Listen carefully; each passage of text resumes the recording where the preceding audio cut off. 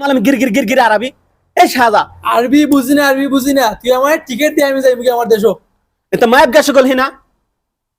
ايش هذا نفر مجنون না। تكلم لازم عربي আল্লাহ আমি বুঝি না বাবা আমার এটা কইছ না দে আমার টিকিট দিয়ে আমি যাইব কি দেশো আমি কেন يا بابا صبر لازم هنا شغل বাবা বাবা দে আমার তিলা টিকিট আমি যাইব কি আমি থাকতাম না ইনো ايش كلام هذا انت ما يبقى شغل